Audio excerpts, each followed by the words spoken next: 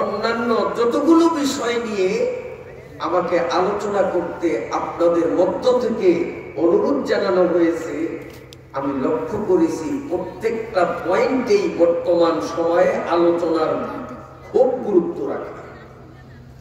তবে সবগুলো তো একদিনের মাহফিলে আমি আপনাদের সামনে বলতে পারব না। কাজেই যেটার তাকিদ বেশি হয়েছে আমি সে বিষয়ে, সেটা হলো নামাজ বিষয়ক আলোচনা। নামাজের মধ্যে যেহেতু আমাদের যথেষ্ট গাফলতি, বিশেষ করে ইয়ং জেনারেশন যুবকদের মধ্যে নামাজের বেলায় যথেষ্ট শিথিলতা পরিলক্ষিত, এজন্য আমি নামাজ বিষয়ের উপরও বেশি তাকিদ দেওয়ার পাশাপাশি অন্যান্য সাবজেক্ট গুলো যদি সম্ভব হয় স্বল্প পরিসরে হলেও একটু ইঙ্গিত করতে চেষ্টা করব ইনশাআল্লাহ। দৈনিক 5 বেলা নামাজ প্রত্যেকটা মুসলমানের উপরে কম্পালসরি ফরজ, বাধ্যতামূলক ফরজ।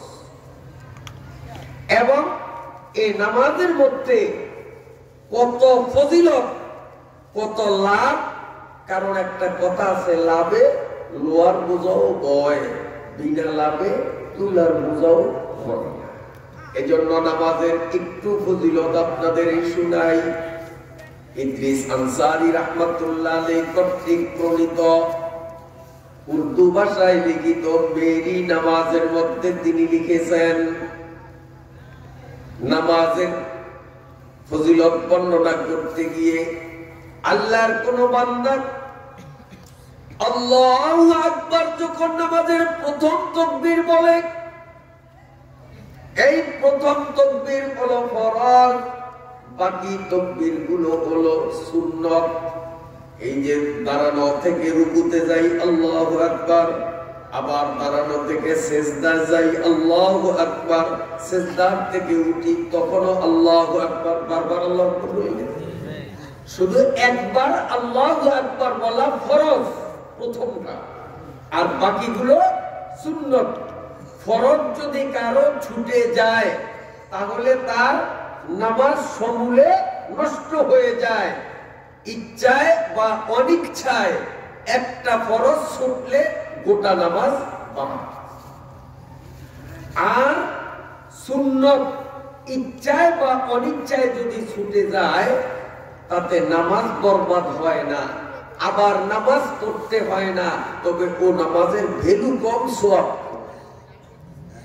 এখন আসেন, চোখে দেখেছি অনেক মানুষের এই ফরজ তাকবীর ছুটে যায়। যেমন ইমাম সাহেব আল্লাহু আকবার বলে রুকুতে গেলেন, মুক্তাদি উযু করে তাড়াহুড়া করে দৌড় মেরে মসজিদে ঢুকলেন। তিনি চিন্তা করলেন, আমি যদি প্রথম তাকবীর আল্লাহু আকবার বলতে যাই, এরপরে আবার আল্লাহু আকবার বলে রুকুতে যাই, হয়তো রুকু পাবো না, ইমাম উঠে যাবেন, আমি রাকাত পাবো না। এই জন্য দৌড়ে এসে কাতারে দাঁড়িয়ে আল্লাহু আকবার, একবার আল্লাহু আকবার বলেন, ডাইরেক্ট রুকুতে চলে যান। আমার নিজ চোখে দেখা, আপনারা দেখছেন কিনা জানি না। এ বন্ধু, রুকুতে যাওয়ার তাকবীর তুমি বলেছো এটা সুন্নাত, এটা না হলেও নামাজ নষ্ট হবে না। প্রথম তাকবীর ছিল তোমার ফরজ, সেটা তুমি করো নাই, অতএব তুমি নামাজ পড়েছো, ভূতের বেগার দিয়েছো, ওই নামাজ তোমার আবার পড়া লাগবে, নামাজ হয় না। এজন্য নিয়ম হলো প্রথম আল্লাহু আকবার বলবো, এরপরে যদি ইমাম রুকুতে থাকেন আমি আবার আল্লাহু আকবার বলে রুকুতে যাব। কিন্তু আমি আল্লাহু আকবার বললাম, এদিকে ইমামও সামি আল্লাহ বলিয়া দাঁড়াইয়া গেলেন, আমি আর রুকু করব না, আমার ফরজ তাকবীর হয়ে গেছে, এখন ইমামের সাথে আমি অ্যাড হয়ে গেলাম। কথা বুঝাইতে পারলাম? নামাজ শুদ্ধ হবে। হযরতে আনসারী রাহমাতুল্লাহ আলাইহি তার কিতাবের মধ্যে লেখেন, যখনই প্রথম তাকবীর আল্লাহু আকবার কোন মুসল্লি বলবে, মেয়ে লোক পুরুষ লোক যে কোনো ব্যক্তি আল্লাহু আকবার বলবে, সাথে সাথে তার আমল নামায় 100 উট আল্লাহর রাস্তায় দান করার সওয়াব তার আমল নামায় লেখা হয়। এরপরে যখন সুবহানাকা পড়া হলো, এরপরে কোরআন শরীফ থেকে আলহামদু সূরা তৎসঙ্গে অন্য কোন সূরা পড়া হয়। পরিষ্কার সহিহ হাদিসে আছে আলহামদুর আলিফ থেকে নিয়ে রুকুতে যাওয়ার আগ মুহূর্ত পর্যন্ত আলহামদু সূরা সহ তার পরবর্তী সূরা দুইটার মধ্যে যতগুলো অক্ষর বলা হলো, প্রত্যেকটা অক্ষরে অক্ষরে নামাজির আমল নামায় 100 করে সওয়াব জমা হতে থাকে। আমার দিকে তাকান, এই যে আলহামদু বলতে 5টা অক্ষর, লিল্লাহি 5টা অক্ষর, রাব্বিল 3টা অক্ষর, এইভাবে এক একটা অক্ষর পড়া হবে। ইমাম মুক্তাদি প্রত্যেকের আমল নামায় প্রত্যেক অক্ষরে অক্ষরে 100 করে নেকি জমা হতে থাকে। কেরাত শেষ হয়ে গেল, আল্লাহু আকবার বলে যখন রুকুতে গেলাম, ইদ্রিস আনসারী রাহমাতুল্লাহি আলাইহি লেখেন, এই যে রুকুতে যিনি গেলেন, ওনাকে যদি মিটারে অথবা দাড়ি পাল্লায় ওজন করা হয়, তার শরীরের ওজন যত কেজি যত গ্রাম হবে, ওই পরিমাণ স্বর্ণ আল্লাহর রাস্তায় ফি সাবিলিল্লাহ দান করলে যতটুকু সওয়াব, রুকুতে যাইবা মাত্রই ওই পরিমাণ সওয়াব তার আমল নামায় জমা হয়। কত 10 গুণি মনে হয়? স্বর্ণ 20 গুণি। একটা মানুষের ওজন 1 থেকে 1.5 মণ ফুনে 2 মণ। যার শরীরের ওজন যত, ভাগ্য খারাপ, আল্লাহ আমারে বানাইছেন হালকা পাতলা, আমারে মাপলে বেশি না, কিন্তু যার স্বাস্থ্য বেশি তারে ওজন দিলে বেশি।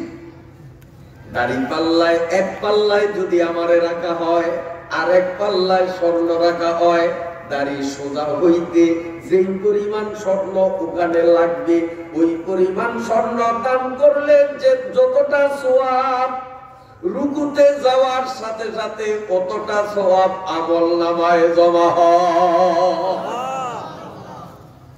আল্লাহ, কষ্ট হয় আপনাদের?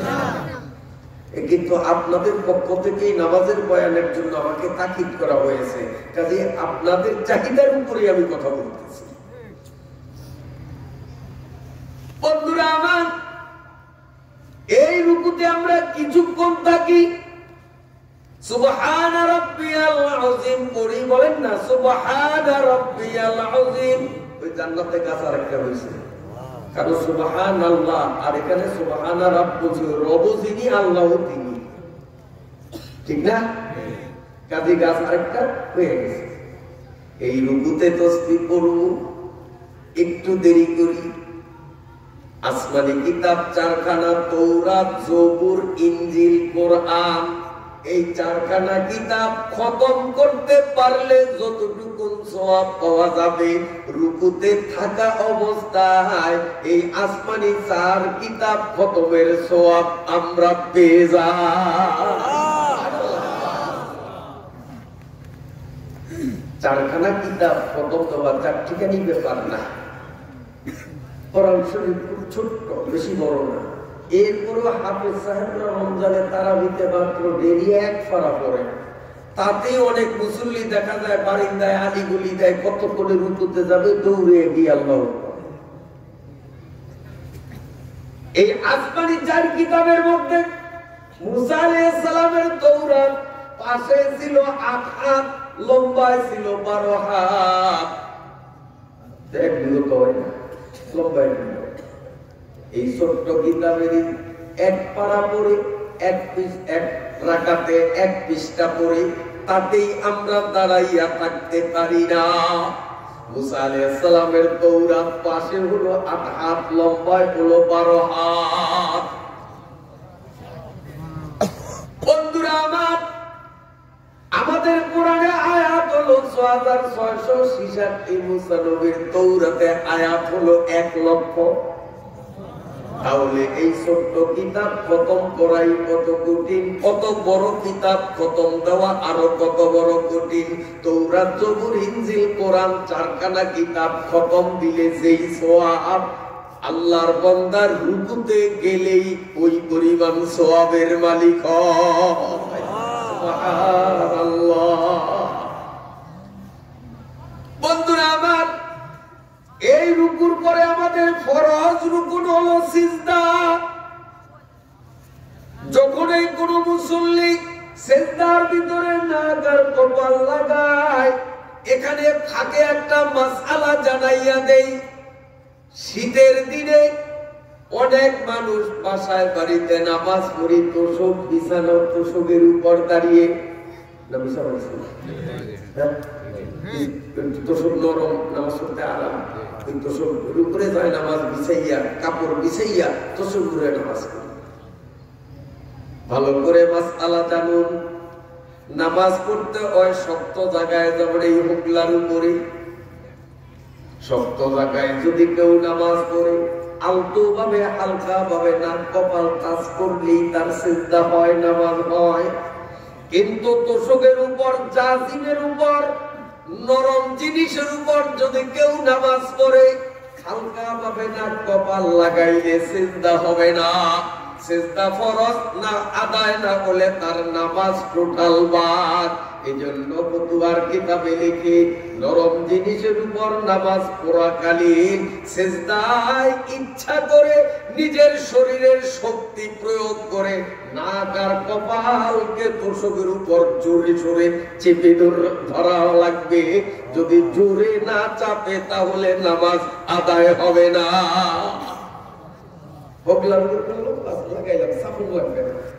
কিন্তু নরম জিনিসে পড়লে শক্তি দিয়া চাপা লাগবে। নরমাল ভাবে নামাজ পড়লাম, ভূতের বেগার দিলাম।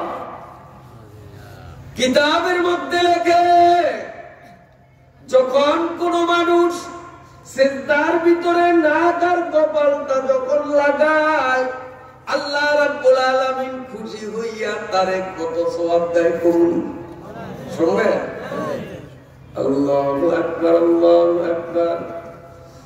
এই পৃথিবীতে যত মানুষ আদম আলাইহিস সালাম থেকে নিয়ে কিয়ামত পর্যন্ত যত মানুষ পৃথিবীতে,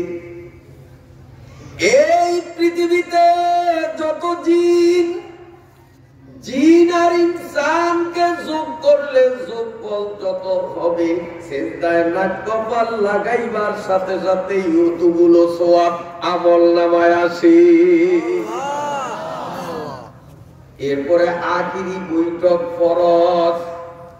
শেষ বৈঠক যখন বসলাম, আত্তাহিয়াতুর জন্য বসলাম, হযরত আইয়ুব নবী, হযরতে ইয়াকুব নবী, হযরতে ইয়াহইয়া নবী, এই তিনজন নবীর ভীষণ বিপদে তিনজনে সবর করে যে পরিমাণ সওয়াব পেয়েছেন, আত্তাহিয়াত পড়ার জন্য যখন আমি আর আপনি বসি, এই তিনজন নবীর সবরের সমপরিমাণ সওয়াব আল্লাহ আমাদের দিয়ে দেন। হযরতে আইয়ুব আলাইহিস সালামের মাথা থেকে পায়ের তালু পর্যন্ত সারা শরীরের মধ্যে শুই রাখার জায়গাও ছিল না, গোটা শরীর পচে গেছে। লক্ষ লক্ষ পোকাগুলো কিলবিল করে তার শরীরের গোশতগুলো খেতেছিল। তিনি সবর করেছেন, উহা করেন নাই। আস্তানে সাবের বাকির বাকুতে দাম, হামজে ইউনুস লুকমা এ বাকুতে দাম। সারা শরীরের মধ্যে পোকা, তিনি উৎপাত করেন নাই। ওই বিপদের মধ্যেও তিনি মালিককে ভোলেন নাই। আল্লাহ আল্লাহ বলে জিকির করতেন। সারা শরীরের গোশতগুলো খেয়ে সাবার করা হলো, পরিশেষে জিহ্বার গোড়ায় পোকায় যখন কিট করে কামড় দিল, হযরতে আইয়ুব আলাইহিস সালাম চিৎকার মারলেন, আহ উহ। আল্লাহ পাক কি আইয়ুব, সবর শেষ? তুমি না ধৈর্যশীল, ধৈর্য শেষ? উহার করো না।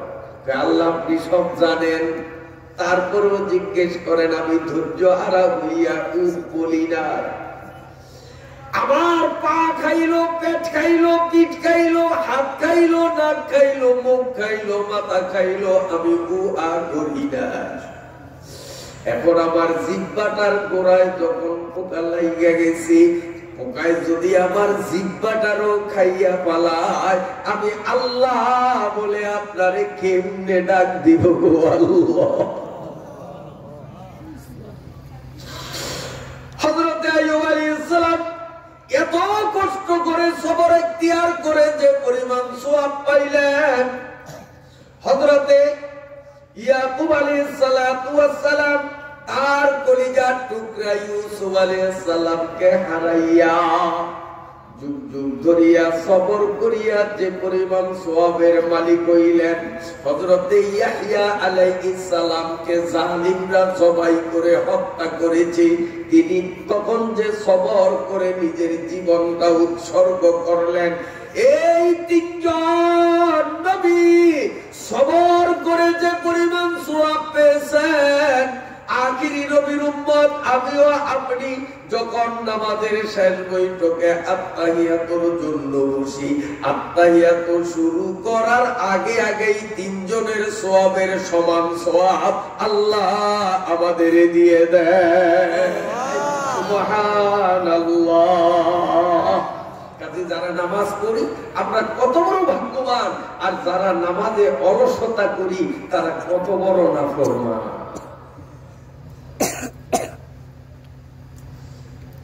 কষ্ট হয় আপনাদের? আচ্ছা শুনেন, হযরত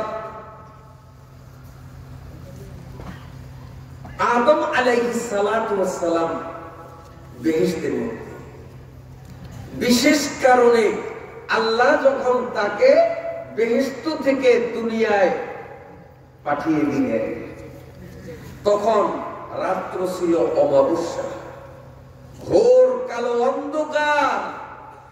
আদম আলাইহিস সালাম পড়লেন ইন্ডিয়ার সুরাইন দ্বীপে, আর ওনার সহধর্মিনী হযরতে হাওয়া পড়লেন সৌদি আরবের জিদ্দায়। বন্ধুরা আমার, ইবলিস সেই ধাক্কায় দেবেশকে পড়ল, একটা সাপ ওর ধাক্কায় পড়ল, সেটা পড়ল স্পেনে, বর্তমান নাম স্পেন। সাপ পড়ল স্পেনে, ইবলিস পড়ল দেবেশকে, হাওয়া পড়লেন সৌদির জিদ্দায়, আদম পড়লেন ইন্ডিয়ার সুরাইন দ্বীপে।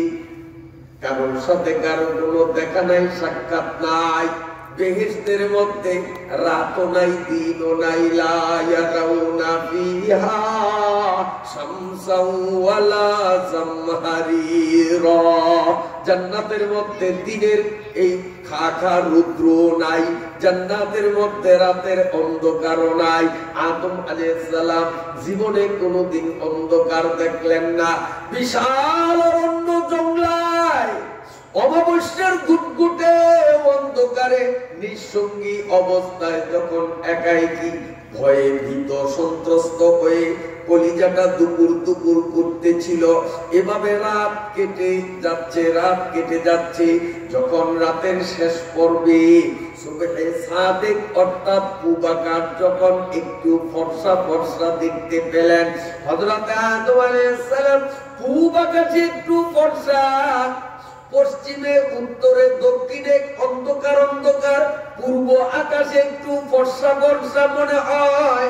আদম আলাইহিস সালাম তখন ডাক দিয়া কয়, মাবুদ, এতক্ষণ আমি ঘোর অন্ধকারে নিমজ্জিত ছিলাম, আল্লাহ পূব আকাশে একটু আলোর ব্যবস্থা হচ্ছে, মনে হয় অন্ধকার বিদূরিত হয়ে আলো এভাবে ব্যবস্থা হয়ে যাবে। ও মাবুদ, অন্ধকার বিদূরিত হওয়া, আলো সম্প্রসারণ হওয়া, তোমার দুইটা নেয়ামতের শুকরিয়া আদায়ের জন্য আমি আদম 2 রাকাত নামাজের নিয়ত করলাম। আল্লাহু আকবার বলে তিনি নামাজ আরম্ভ করে দিলেন।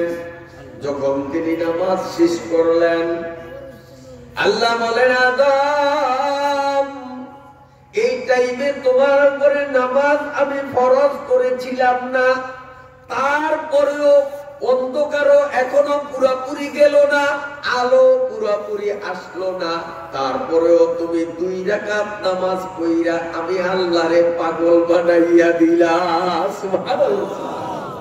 তোমার নামাজটা আমি আল্লাহর কাছে খুব ভালো লাগে, এই জন্য কিয়ামত পর্যন্ত রাতের শেষ অংশে পূব আকাশে যখন ফর্সা দেখা দেয়, ওই টাইমে আমি মাওলার অন্তরটা ছটফট ছটফট করবে 2 রাকাত নামাজের দৃশ্য দেখার জন্য।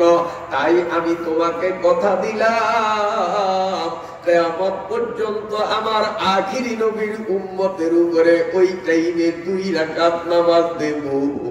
যখন তারা ফজরের টাইমে 2 রাকাত নামাজে দাঁড়িয়ে যাবে, এরে আদম, তোমার নামাজে আমার অন্তর যেমন শান্ত হয়েছে, আখিরি নবীর উম্মতরাও ফজরের নামাজে আল্লাহু আকবার বলে যখন শামিল হয়ে যাবে, আমি মাওলায়ে পাকের অন্তরটা শান্ত হয়ে যাবে। ও ভাইরা, যদি নামাজ না পড়ি, শীতের দিনে গরম লেপকাতার নিচে শুয়ে ফজরের নামাজটাকে নষ্ট করি, নফস খুশি হবে, আল্লাহ বেজার হবে। আর যদি নামাজটা পড়ি, আল্লাহ খুশি হবে, নফস শয়তান বেজার হবে। এখন বলেন তো, নফস শয়তানরে খুশি করা ভালো না আল্লাহকে খুশি করা ভালো? হযরত ইব্রাহিম আলাইহিস সালামের জন্ম হয়েছিল গুহার মধ্যে। গুহা বুঝেন? গর্ত, গর্ত, পাহাড়ের ভিতরে গর্ত, ইব্রাহিমের জন্ম ওখানে। আস্তে আস্তে আস্তে আস্তে ইব্রাহিম একটু বড় হয়েছে, হাঁটাহাঁটি করতে পারে, দৌড়াদৌড়ি করতে পারে, একটু একটু কথাও বলতে পারে। এমন অবস্থায় হযরত ইব্রাহিম আলাইহিস সালাতু ওয়াস সালাম, ইব্রাহিম আলাইহিস সালাতু ওয়াস সালাম মাকে জিজ্ঞেস করলেন, মা, আমার রব কি? ছোট্ট মানুষ, রব কি, পালনেওয়ালা কি? তো মা বলেন, তোর পালনেওয়ালা তো আমি তো তোর লালন পালন করি। তো মা, আপনার পালনেওয়ালা কি? আমার পালনেওয়ালা তোর আব্দুল। আব্দুর পালনেওয়ালা কে? তোর আব্দুর পালনেওয়ালা নমরুদ। নমরুদ মানে আমরাও চিনলাম, বাবারেও চিনলাম, আবার নমরুদ এটা কি বললেন এটা তো বুঝি না। মা তখন বুঝায়, বাবা, এখন আমরা ছোট্ট একটা গর্তের মধ্যে আছি, এই গর্তের বাইরে গেলে উপরে উঠলে দেখবি বিশাল রাজ্য, বিরাট দুনিয়া। এই বিশাল রাজ্যের সবচেয়ে বড় বাদশার নাম হলো নমরুদ। ওই নমরুদ হলো তোর বাবার রব। তখন ছোট্ট মানুষ ইব্রাহিম মাকে বললেন, আমি তো মনে করেছি এইটাই বুঝি দুনিয়া, এর চেয়ে বড় দুনিয়া আমার একটু দেখাইবেন না? মা বললেন, চল তোরে দেখাইয়া আনি। তাফসীরের কিতাবের মধ্যে লেখে, হাত ধইরা মা যখন শিশু ইব্রাহিমকে গুহার থেকে উপরে তুললেন, তিনি আল্লাহ পাকের দুনিয়া দেখিয়া চিন্তা করলেন, আমার আল্লাহ কত বড় আল্লাহ, এত বিশাল দুনিয়া বানাইছি।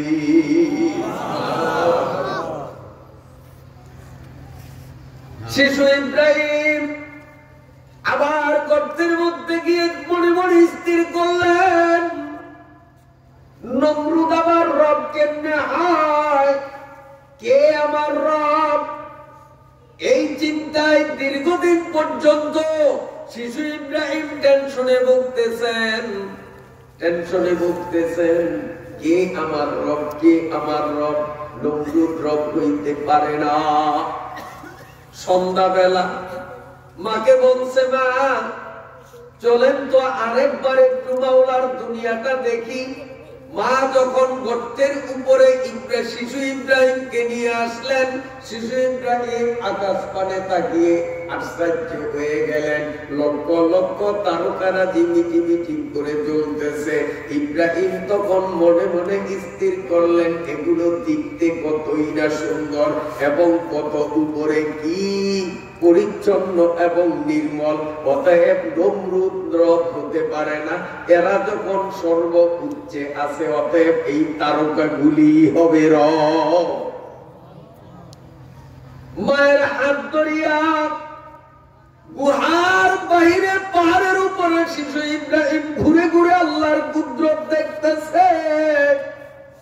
কিছুক্ষণ পরে যখন দেখলো আকাশ স্বর্গে লক্ষ কোটি তারকার মাঝে বিরাট আকৃতির চন্দ্রটা যখন ভেসে উঠল, শিশু ইব্রাহিম তখন নিজের কান ধরে নিজেই তওবা করেন মনে মনে, আল্লাহ তুমি মাফ করো, আমি ভুল বুঝেছি। না না, তারকা আমার রব হতে পারে না। তারকার লক্ষ তারকার মাঝে বিশাল আকৃতির চন্দ্র দেখা যায়, আসলে চন্দ্রই হলো প্রকৃত রব। মনে মনে খুশি, রবের দেখছি, রবের পাইছি। তৃপ্তি নিয়ে চলে আসলেন, রাত পার করলেন। এখন তো নিজেই কিভাবে গুহার বাইরে যেতে হয়, কিভাবে ঢুকতে হয় চালাক হয়ে গেলেন, অভিজ্ঞতা হয়ে গেছে। এবার নিজেই গুহার বাইরে পরদিন বের হলেন। সকালবেলা লক্ষ্য করলেন পূব আকাশে সোনালী থালের মতো উজ্জ্বল সূর্য উদিত হচ্ছে। ইব্রাহিম লক্ষ্য করেন এটা কি। কিছুক্ষণ পরে সূর্যের প্রখরতা যখন তীব্র হচ্ছে, আর সূর্যের দিকে তাকানো যায় না। ইব্রাহিম লক্ষ্য করলেন ধীরে ধীরে সূর্য উপরের দিকে উঠতেছে। সূর্যের প্রখরতা এবং তার তেজস্বিতাও বৃদ্ধি পায়। ইব্রাহিম তখন মনে মনে বলেন, হাযা রব্বি হাযা আকবার। এটা তারকার চেয়েও শক্তিশালী, চন্দ্রের থেকেও শক্তিশালী। চন্দ্রের দিকে তাকাইছি, কোনো সমস্যা হয়নি, ওর দিকে তাকাইলে চক্ষু ঝলসে যায়। হাযা রব্বি হাযা আকবার, এটাই যেহেতু বড়, অতএব এটাই আমার রব। মনে মনে খুব খুশি, আমি এতক্ষণ ভুলেছিলাম প্রকৃত রব, আসল রবের পরিচয় আমার মিলে গেছে। ইব্রাহিম সঙ্গে সঙ্গে ভাবে নিজের আনন্দ উল্লাস করতেছে, আমি রবের পরিচয় পেয়েছি। এভাবে আনন্দ করতে করতে করতে করতে সূর্য যখন মিডল পয়েন্ট অতিক্রম করে পশ্চিম আকাশে গমন শুরু করলো, শিশু ইব্রাহিম লক্ষ্য করলেন ধীরে ধীরে সূর্যের শক্তি কমতেছে, সূর্যের তেজ দুর্বল হইতেছে। ইব্রাহিম তখন নিজের গালে নিজে তাপড়ায়, এ মন তুই কি বলছ, এ মন তুই কি ভাবছ, রব তো কোনদিন পরিবর্তন হয় না। আলহানা কামা কানা কাদা ওয়ালাম ইয়ালতাযা ওয়ালা ওয়ালা জিদ্দা ওয়ালা নিদ্দা ওয়ালা হাবদালে মাওলা। আল্লাহর মধ্যে তো কোনো পরিবর্তন হতে পারে না। এটাও আমার রব না। রব বলে ও এখন আবার বুড়া হচ্ছে কেন, দুর্বল হচ্ছে কেন? তাহলে আমার রব কি? এখন ভিতরে ছটপট ছটপট আরম্ভ হয়ে গেছে।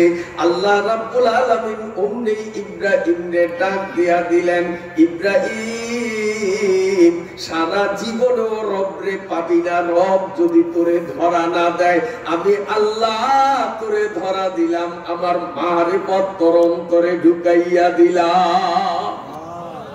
ঘুমাইছেনি আপনাদের?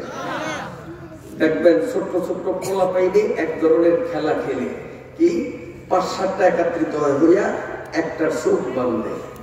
চোখ বাঁধার পরে সাথীরা কপালে এইভাবে একটা টোকা দিয়া পলায়। এরপরে রাজা যে সে চোখের পান খুইলা দিলে ওর দায়িত্ব হলো খেলার সাথীরা কে কোথায় পালালো ওদের খুঁজে বের করা। এই জন্য একবার এদিক যায়, একবার ওদিক যায়, একবার ওদিক যায়, খোঁজাখুঁজি করতে করতে কিন্তু পায় না। ওরে খুঁজতে, ওর সাথীদেরকে খুঁজতে খুঁজতে ও ঘরমাত্ম হয়ে গেছে, ক্লান্ত হয়ে গেছে। আর ওরা আত্মগোপন অবস্থায় ওরা খুব মজা উপভোগ করে।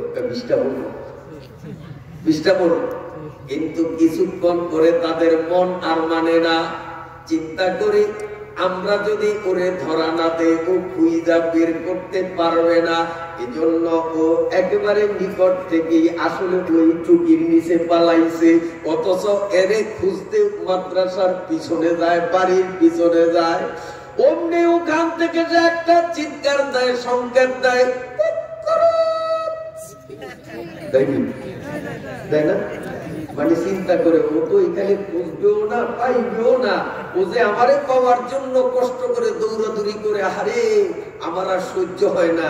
তখন ডাইরেক্ট নিজে ধরা দিলেও তো এটা একটা বেমানান খেলা, জমে না। এই জন্য ওইখান থেকে একটা সাউন্ড দেয়, সাউন্ড দিয়া বুঝায় নাহনু আকরাবু ইলাইহি মিন হাবলিল ওয়ারিদ। আমারে খোঁজার জন্য তুমি ওখানে যাও, এখানে যাও, চন্দ্রের কাছে যাও, তারকার কাছে যাও, সূর্যের কাছে যাও, আমি মাওলা তো তোমার একদম কাছে আছি। ইব্রাহিম আলাইহিস সালামকে মাওলা এভাবে সংকেত দিয়া দিলেন, মাওলার মারিফত তার অন্তরে ঢুকাইয়া দিলেন। ঠিক আমি আর আপনি যদি মাওলারে পাওয়ার জন্য তাফসীর মাহফিলে আসি, আমরা টঙ্গীর ময়দানে যাই, আমরা চরমোনাই যাই, আমরা হুসাইনিয়া মাদ্রাসায় যদি এভাবে বার্ষিক মাহফিল মহাসম্মেলন সামনে আসতেছে ওখানে যাই, আমার মাওলাও তখন কুকুরুত দিয়া বলবেন, বন্দারে আমারে খোঁজার জন্য তুই ছুটাছুটি করতেছো, আমি মাওলা আর সইতে পারি না। আমি ইব্রাহিমের মতো তোর মনের মধ্যে মারিফত দিয়ে দিলাম। সুবহানাল্লাহ। ইব্রাহিম আলাইহিস সালাম ছোট্ট মানুষ যখন এবার রবের পরিচয় পাইলেন, তখন তিনি সাথে সাথে বললেন, ও আল্লাহ, আমি তারকারে রব ভেবেছিলাম, একটা ভুল। চন্দ্রকে রব মনে করেছিলাম, আর একটা ভুল। আমি সূর্যকে রব বলে নিরূপণ করেছিলাম, আর একটা ভুল। এই 3 ভুলের থেকে নিষ্কৃতি পাওয়া, 4 নম্বরে সত্য রবের পরিচয় লাভ করা। এই 3টা ভুল থেকে শুদ্ধ হওয়া আর রবের মারিফতে ধন্য হওয়া, মাহবুব 4টা নেয়ামতের শুকরিয়া আদায়ের জন্য আমি ছোট্ট মানুষ 4 রাকাত নামাজ শুরু করে দিলাম। ছোট্ট মানুষ নামাজ পড়তেছি। ইব্রাহিম যখন নামাজের সালাম ফিরাইলেন, আল্লাহ রাব্বুল আলামিন বলেন, হে ইব্রাহিম, ছোট্ট মানুষ কি খেলা খেললি?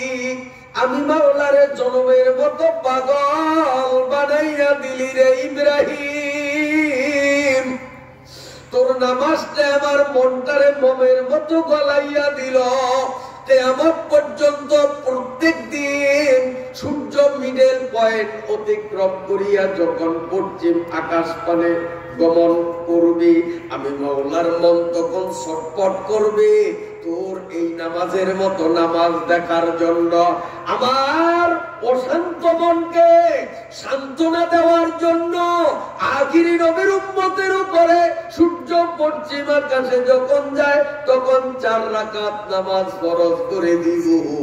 এবং এই নামাজ জোহরের নামাজ, আখিরি নবীর উম্মতরা যদি জোহরের টাইমে 4 রাকাত নামাজ করে, আমি আল্লাহ তোমারে কথা দিলাম, প্রতিশ্রুতিবদ্ধ হলাম, ইন্না আউলান নাসি বিইব্রাহিমা লাল্লাযীনা তাবাউ। ও ইব্রাহিম, জোহরের নামাজ যারা পড়বে তোমার স্মৃতিটাকে অব্যাহত রাখবে। আমি আল্লাহ কথা দিলাম, বিভীষিকাময় হাসরের ময়দানে সমস্ত মানুষগুলো যখন আযাবার গজবের ভয়ে নফসি নফসি করতে থাকবে, জাহান্নামটাকে হাসরের মাঠের এক পাশে 70,000 শিকল দ্বারা আটকানো হবে। এক একটা শিকল 70,000 ফেরেশতা ধরিয়া পিছনের দিকে টানবে। সমস্ত ফেরেশতাদের নিয়া চেঁচাইতে চেঁচাইতে জাহান্নাম হাসরের কাছাকাছি চলে আসবে। যদি কোনো মতে জাহান্নাম এক মুহূর্তকালের জন্য হাসরের মাঠে ঢুকতে পারে, তাহলে নবী রাসূল পীর গাউস কুতুব ইমানদার কাফের কোনো পরোয়া করবে না, সমস্ত মানুষগুলোকে জাহান্নাম গ্রাস করে দুর্বিষহ আগুন দিয়ে শেষ করে ফেলবি। যখন জাহান্নাম কাছাকাছি আসবে, ফেরেশতারাও তার পিছনে নিতে পারে না, ফেরেশতাদের সুন্দর সামনের দিকে আগাইয়া আসবে। একেবারে ময়দানের কিনারের কাছাকাছি যখন আসবে, সামান্য একটু পানি আল্লাহ রাব্বুল আলামিন কুদরতি হাতে জাহান্নামের দিকে যখন নিক্ষেপ করবেন, পানি পরিমাণে কম হলে কি হবে, ওই পানির মধ্যে এমন জাদুর তাসির, ওই পানির ছিটা দিবা মাত্রই জাহান্নাম নিজেই পিছনে পালাতে থাকবে। আল্লাহ নবী প্রশ্ন করলেন, ওগো মাহবুব, এই সামান্য পানির মধ্যে এমন কি জাদু, এই পানি কেন জাহান্নাম সহ্য করতে পারবে না? যে জাহান্নামকে কোটি কোটি ফেরেশতা ধইরা রাখতে পারলো না, সেই শক্তিশালী জাহান্নাম এই জাদু মাখা পানির কারণে পিছনে সরে গেল। আল্লাহ, এটা কোন কুদরতি পানি, কোন জাদুর পানি? আল্লাহ বললেন, দোস্ত আমার, এই পানির মধ্যে কোনো জাদু নাই, এই পানির মধ্যে কোনো এভাবে কিচ্ছু নাই। এই পানি হলো আপনার উম্মতরা, আপনার উম্মতের জুয়ান বুড়া শিক্ষিত মূর্খ নারী পুরুষ, যে উম্মত আমি মাওলার কথা মনে করিয়া আবার জাহান্নামের আযাবের ভয়ে মনটাকে ছোট্ট বানাইয়া মুনাজাতের মধ্যে চোখের থেকে যদি অন্তত মাছির চোখের সমান ছোট্ট একটু পানিও যদি ছাড়তে পারে, আমি মাওলা ওই পানিকে জমা রাখবো। আমার বান্দার মুনাজাতের চোখের পানি, সামান্য পানি যখন জাহান্নামের দিকে মারবো, ওই পানির সামনে জাহান্নাম টিকে থাকতে পারবে না। এই জন্য আজকে 4 দিন ব্যাপী মাহফিলের দ্বিতীয় দিনে বিদায় লগ্নে আমরা চোখের পানি ছেড়ে মালিকের কাছে ফরিয়াদ না জানাইয়া বাড়ি যাব না। ঠিক আছে ইনশাআল্লাহ।